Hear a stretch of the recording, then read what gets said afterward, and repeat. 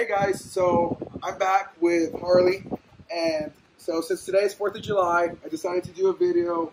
Probably won't have such a sweet thumbnail, but I'm going to go ahead and post this up. I'll change the thumbnail later. Alright, all we're going to do is we're just going to work on some basic commands that we've been working this week. Oh, good girl. Alright, and yeah, that's it. Nope. Fine. So again, making corrections, right? So she does something she's not supposed to do. I make the correction, say no, then I recommand, and then I assist. Okay?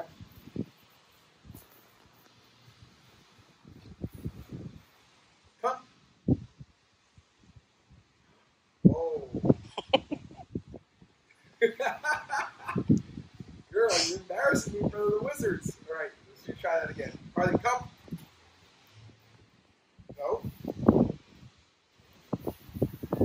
Come. Yes. So that is a challenge. Okay, so right there she made a choice. Nope.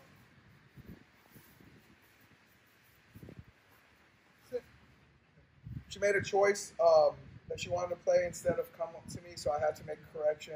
This is why we train. So with Harley, I try and train with her at least, nope. I try and train with her at least once a day, sometimes twice, and keep in mind she is a puppy, okay? No. So some of this is kind of hard for her still, but that's why we work on it, okay? Just like a person, like I said before, they're not robots, okay? Harley, come.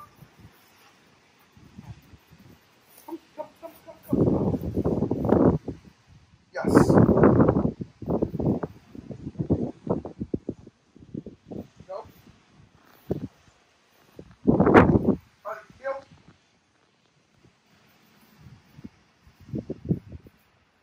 Yes.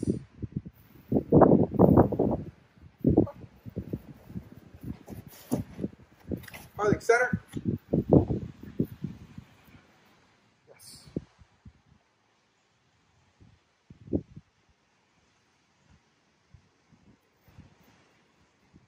Harley. Break.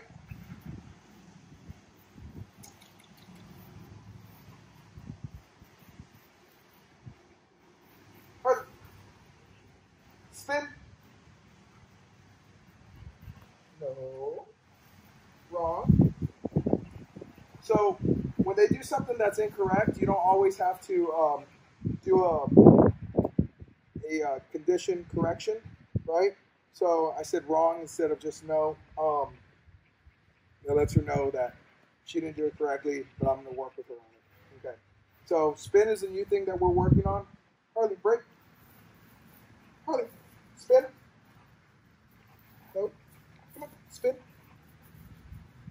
Yes. Harley, spin. Yes. So now I'm going to try and do it without the behavior, without pairing. So Harley, spin. So she still needed it. Spin. Nope. I got to correct her. Bring her back. Okay. All right, Harley, spin. Yes.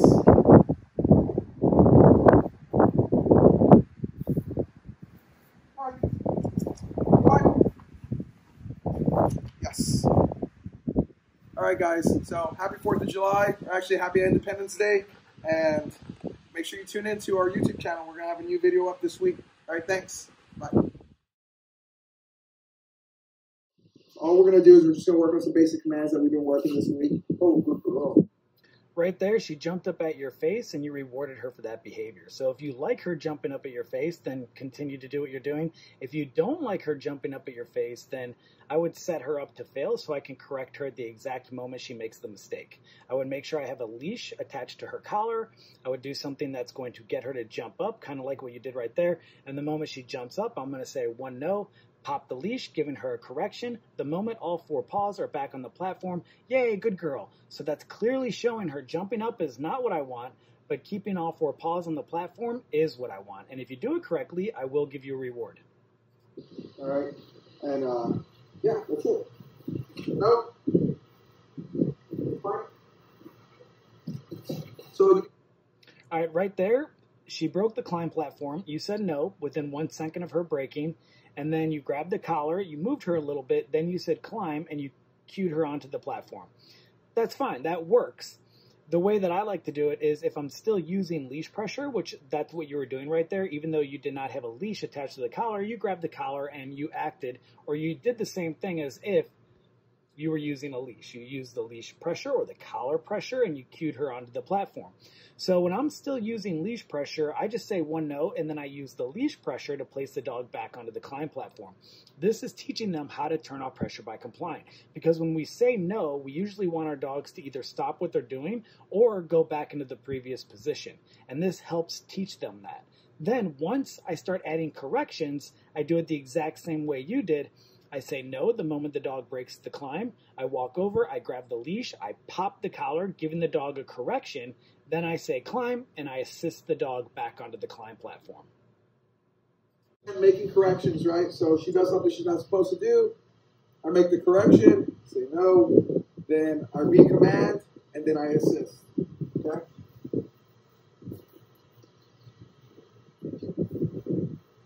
Huh? Oh.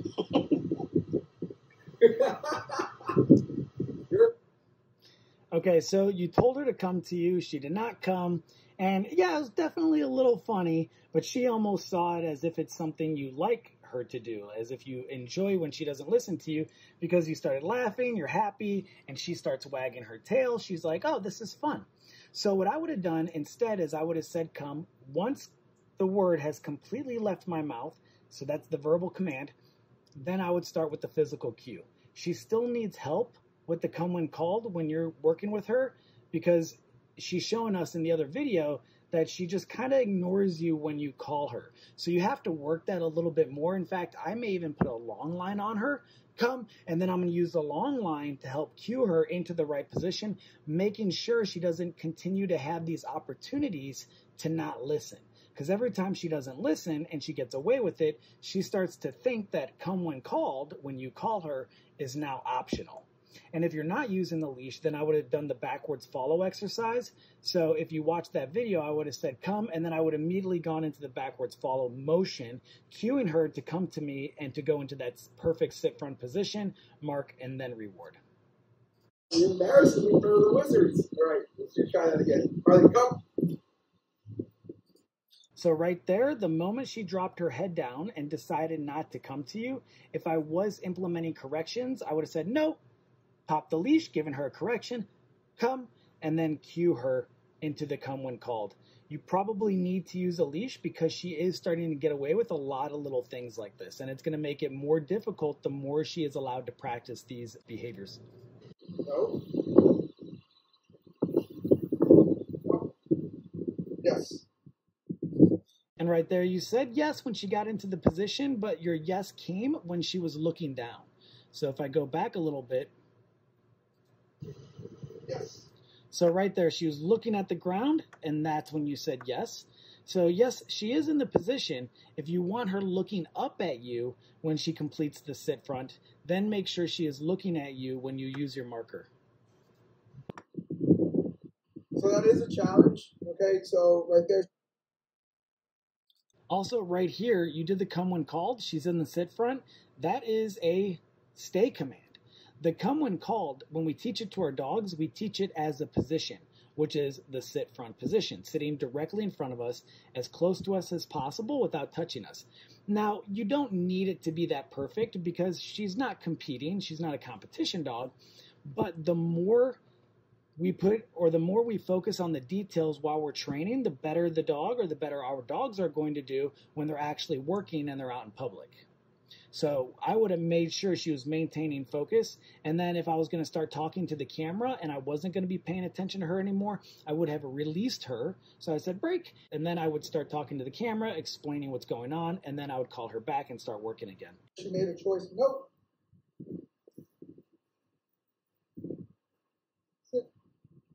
She made a choice.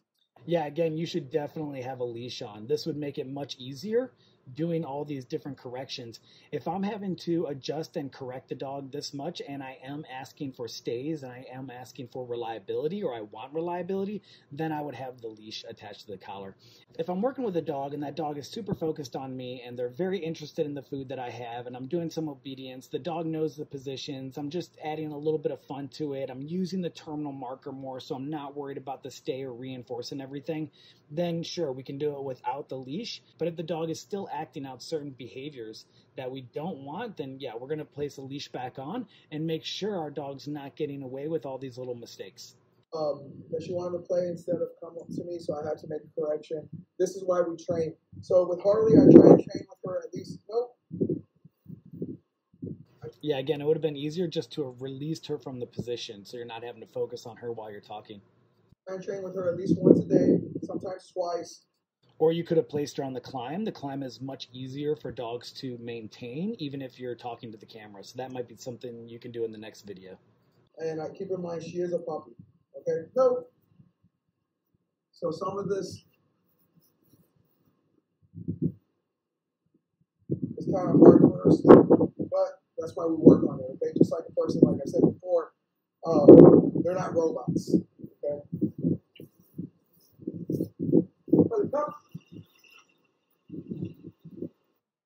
All right, so that come was looking pretty good up until the moment that right here she's coming to you, and then boop, she goes right past you. So I would have said no right there. I probably would help with the leash and the leash pressure, since she seems like she doesn't think she has to do the come when called with you anymore. So I would have just made sure I had the leash on. If she started to walk past me like that, I would have backed up and placed her into the perfect sit front position using the leash as a guide. Yes. That was a little bit better. You backed up, you had her follow you. That's what I would have done. I probably, again, would use the leash to help. I know I'm saying that a lot, but using the leash is going to help with a lot of these little mistakes. And then right here, it looks like you're about to reward her in the position she's in. So let's see. Yes, you did. Now, if you're okay with your come when called being right there in that position, you see she's approximately, what, 2.5, 3 feet away from you? This goes back to reward placement. If you want her to be nice and close to you, then reward her with your hand up against your body. So then she will learn, well, if I want the reward, I have to get to a closer position than sitting far away.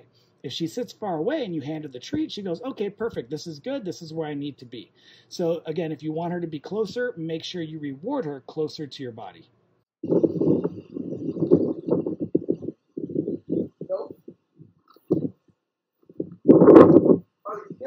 Okay, that was decent. You said no when she broke the position. She was still in the come when called, or the sit front position. And now you're calling her into heel, so let's see what happens.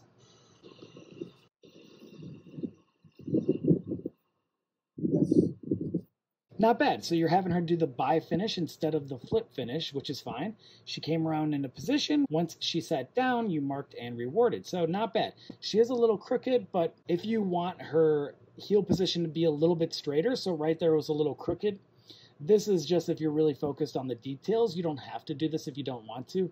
But if I have my dog come into heel position and my dog is slightly crooked, then I'm going to walk forward. I'm going to use the food. I'm going to lure my dog into the perfect heel position to where the dog is right next to me. Their paws are aligned with the balls of my feet and they're straight facing the exact same direction I am, and they're not crooked at all. Once they're in that position, then I mark and reward. So then my dog is more likely to seek out the perfect heel position.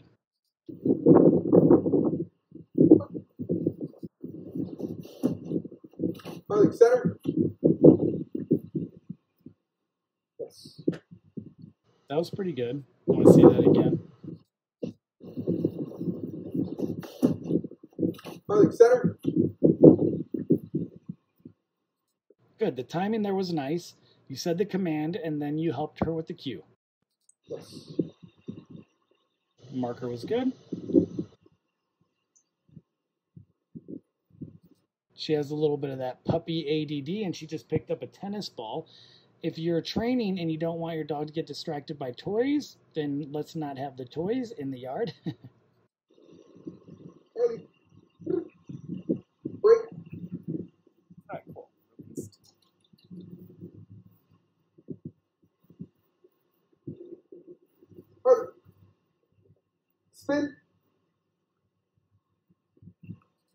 All right, that happens sometimes with her because the spin cue can sometimes look similar to the center cue. Oh, wrong. So when they do something that's incorrect, you don't always have to do a condition correction, right? So I said wrong instead of just no. That lets her know that she didn't do it correctly, but I'm going to work with her on it. Okay. That's right. Are wrong, so how you're using it right there, that's known as a non-reinforcement marker. So it's letting her know that was incorrect. You're not going to receive the reward, but you could try again. And that's great and that's excellent to do when our dogs are still learning and they're making mistakes. So I'll do that for quite a while. If my dog is actively trying to do what I'm asking my dog to do, I will often use the non-reinforcement marker and I'll help my dog out. So nice job. So spin is a new thing that we're working on. Harley, break. Harley, spin. Okay. Come on, spin. Yes. If you're struggling getting her to spin, then go back to just doing the physical cue. Don't say the command if you're struggling still. Remember, we name a command when our dog is doing the behavior exactly the way that we like. And if you're having a hard time and she's getting confused, then go back to just doing the physical cue. Make sure you get it down very nicely. She's doing the spin exactly the way you want, and then start naming the command again. Harley, spin. Yes. That one was better. So now I'm going to try and do it without the behavior, without pairing. So Harley, spin. So she still needed it. No. And yeah, so she's just starting to kind of get more relaxed. She's zoning off, not paying attention. If I'm working with a dog and they start to do stuff like that, then I might give them a command that I'm going to reinforce very quickly. So I would say, come, and then I would back up very quickly. I would have the leash on, and then if my dog's not paying attention, the leash is going to apply some pressure, and it's going to snap them back into the training, and then, yay, look what we're doing, we're training, yay, instead of, oh, I'm just going to go over here and smell the grass. Overall, nice work. You're definitely coming along as a trainer. As you fix these little mistakes that you're making, you're going to become better each day. So keep it up. Nice work. I got to correct her. Bring her back. Good. All right, Harley, spin. Yes. All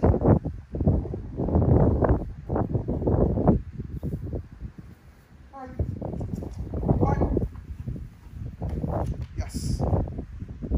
All right, guys. So happy 4th of July, or actually happy Independence Day, and make sure you tune in to our YouTube channel. We're gonna have a new video up this week. All right, thanks. Bye.